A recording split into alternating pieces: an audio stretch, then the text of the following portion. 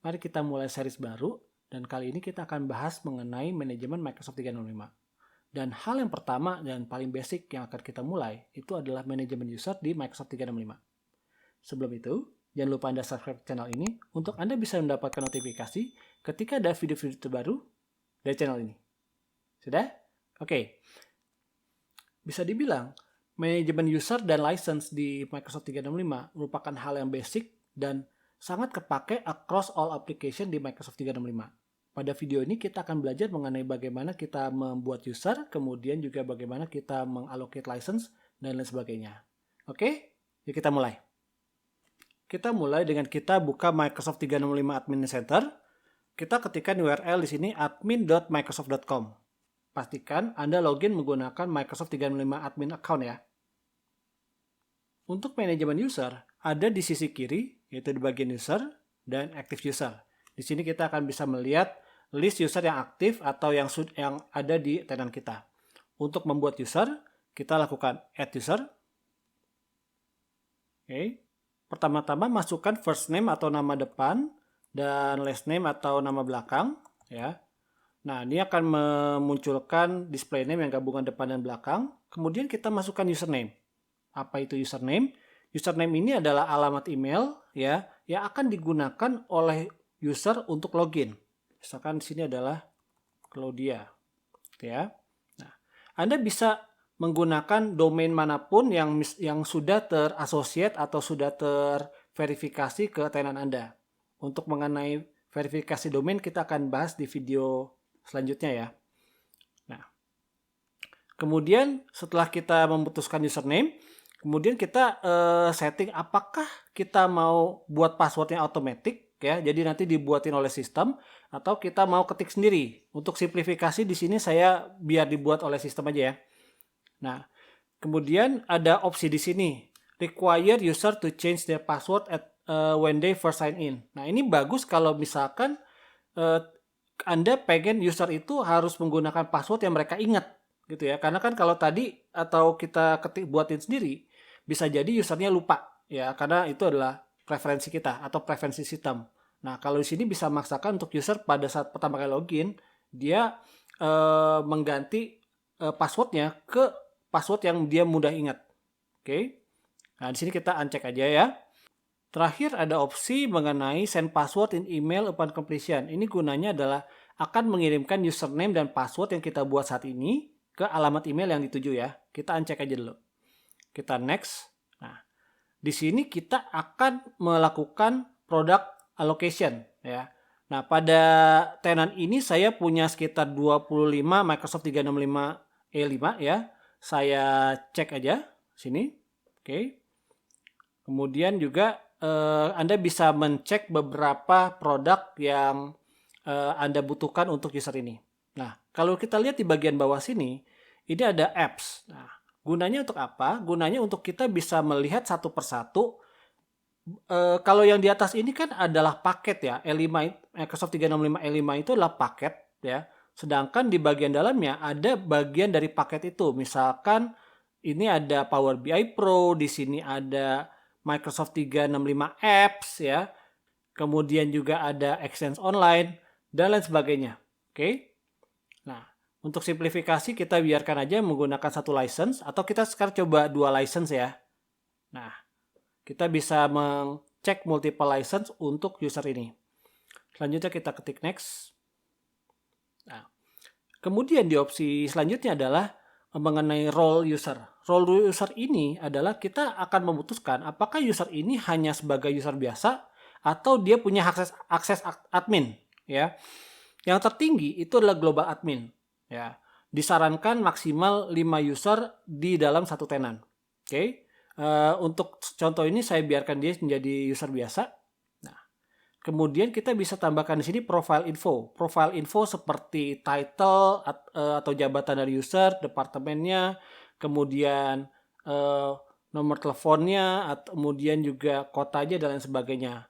Apa guna dari profile ini? Gunanya adalah kalau misalkan ya Anda arahkan mouse Anda ke profile picture pada Microsoft Teams dari orang tersebut ya. Ini akan memunculkan profile ini. Nah, ini berguna kalau misalkan Anda ada satu kolega pengen tahu nomor handphonenya berapa, nah kita taruh di sini. Ini bisa jadi semacam kayak directory dari user ya. Nah, kemudian kita klik next.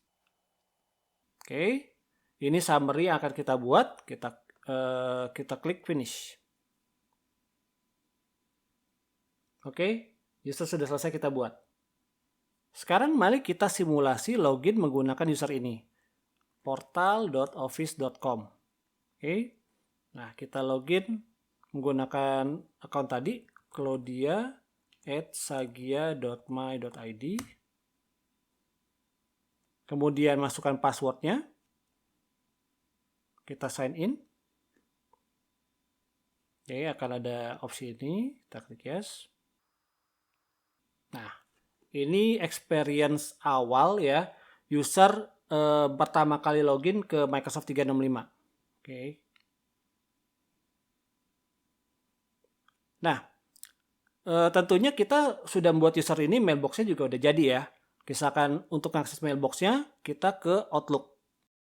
Kalau Anda agak muter-muter sini, biasanya dia butuh waktu 1 atau 2 menit untuk user baru mailboxnya kebuat. Sekarang kita coba mengirim email ke user yang tadi kita buat menggunakan akun lain ya. Tadi user yang kita buat adalah claudia@sagia.my.id.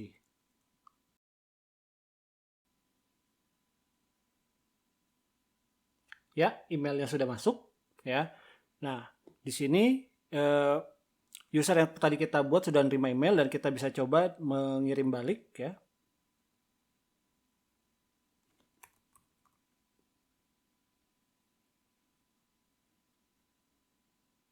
Oke, sama ya. Dia bisa kedua user ini bisa saling menerima ataupun mengirim email ya. Selanjutnya kita membuat alias dari username yang tadi kita buat. Kalau tadi username yang kita buat itu adalah claudia@sagia.my.id, kita bisa buat alias selain dari alamat email yang tadi yang dipakai untuk login ya. Nah, alias ini bisa kita gunakan juga untuk dia bisa punya alamat email lain gitu ya. Nah, di sini caranya adalah kita klik tadi usernya ya, kemudian kita manage username and email. Oke.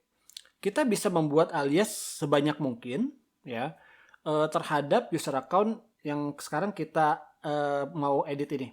Oke, misalkan saya buat aliasnya adalah kla@sagia.my.id. Nah, kemudian misalkan saya buat adalah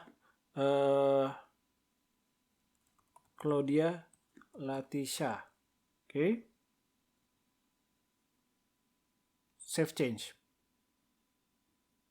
Oke, alias sudah berhasil kita buat. Dengan kita membuat alias ini, artinya si user ini bisa menerima email selain menggunakan claudia@sagia.my.id. Misalkan yang tadi kita buat, user ini juga bisa menerima email ya dengan alamat kla@sagia.my.id dan claudia.latisha@sagia.my.id ya. Ini berguna kalau misalkan Anda membutuhkan multiple variasi dari nama seseorang ya untuk jadikan aliasnya di alamat email. Oke. Selain alias ada juga username ya. Bedanya dengan alias adalah alias ini adalah sebagai alias dari mailbox ya.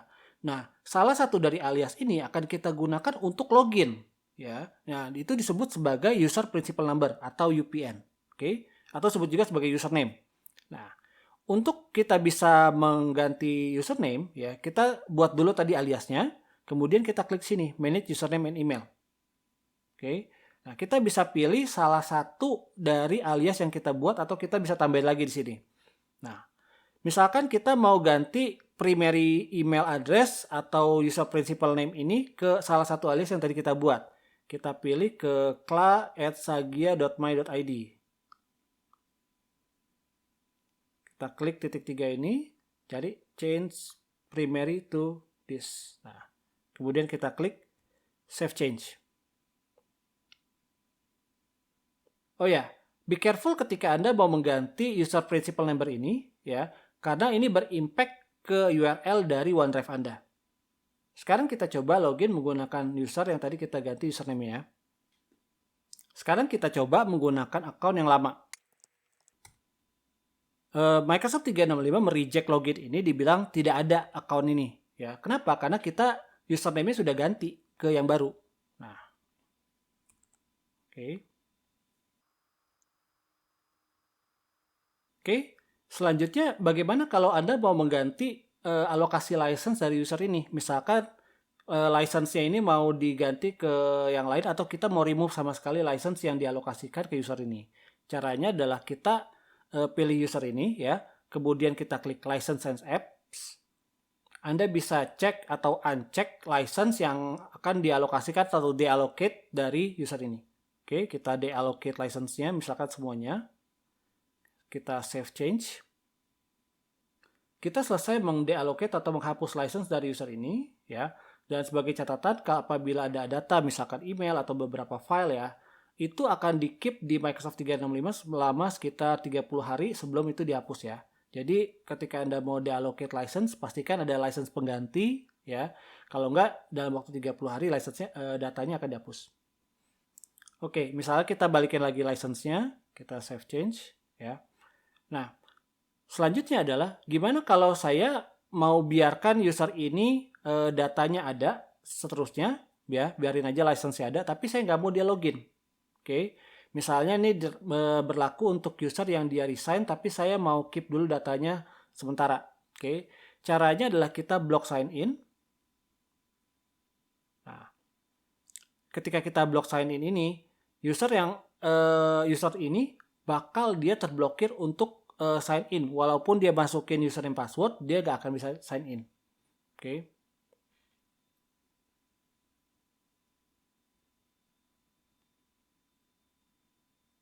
Kita balik lagi ya.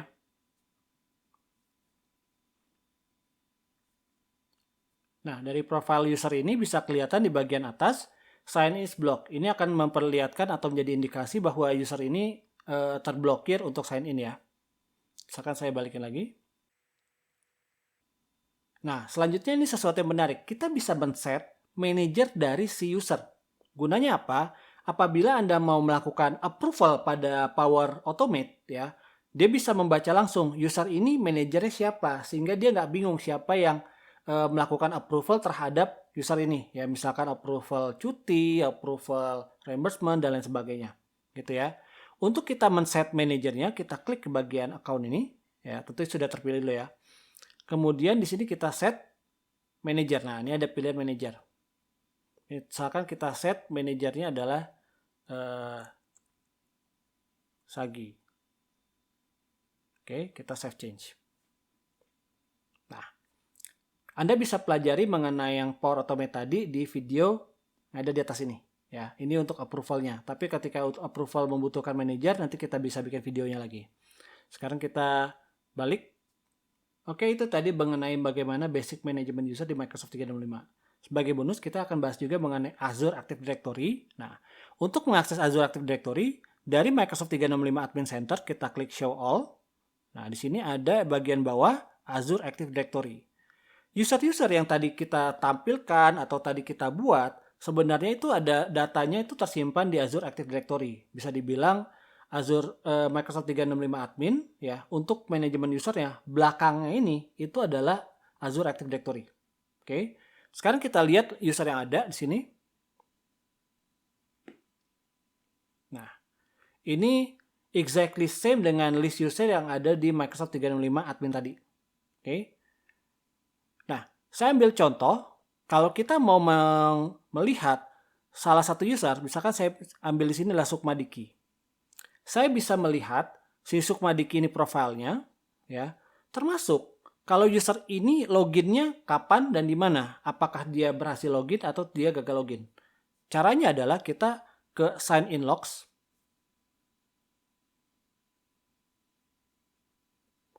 Dari sini kita bisa melihat di mana user login, ya, kapan dia login dan apakah dia berhasil atau enggak. Oke, di bagian sini. Apa gunanya sign in logs ini? Ini kita bisa gunakan untuk memonitor user, ya. Apakah ada aktivitas login yang mencurigakan? Misalnya, jam 10 pagi dia login di Jakarta. Jam 11 siang dia loginnya di Singapura. Jam 12 siang dia login di Australia. Jam 3 siang dia login di Amerika. Jam 7 malam dia login di misalkan Afrika Selatan. Apakah itu mungkin? Ya bisa aja kalau dia pakai VPN. Tapi kalau user yang nggak sophisticated ya, biasanya itu yang terjadi adalah user ini breach ya, atau dia passwordnya sudah diketahui orang lain dan ada orang yang login sebagai user ini. Oke. Apabila ada orang yang atau kita bisa mendeteksi account ini sudah hack gitu ya, atau kita breach ya. Nah, caranya adalah kita masuk ke profile. Oke. Hal yang pertama kita lakukan itu adalah revoke session. Apa guna revoke session ini? Gunanya revoke session ini adalah akun yang misalkan sudah terlogin, dia akan terlog out. Dia diminta untuk login lagi. Oke. Nah, kita klik di yes. Nah, di sini semua session dari Sukmadiki ini sudah terrevoke. Nah, kita coba login sebagai Sukmadiki. Di sini karena masih cache, masih tampilannya yang biasa ya. Tapi kalau misalkan kita refresh atau kita ganti ke menu lain, nah, dia akan dipaksakan atau dia sudah clock out ya, dia akan dipaksakan untuk masukin username dan passwordnya. Oke. Nah, ini berguna kalau misalkan ada yang kehack ya, kita reset, kita suruh dia kita revoke aja sessionnya. Oke, itu tadi bagaimana kita memanage user di Microsoft 365 ya. Anda bisa melakukan kegiatan seperti create user ataupun ganti passwordnya ataupun mengallocate license itu dari Microsoft 365 Admin Center, atau Anda bisa juga lakukan hal yang sama di Azure Active Directory. Untuk sekarang itu dulu.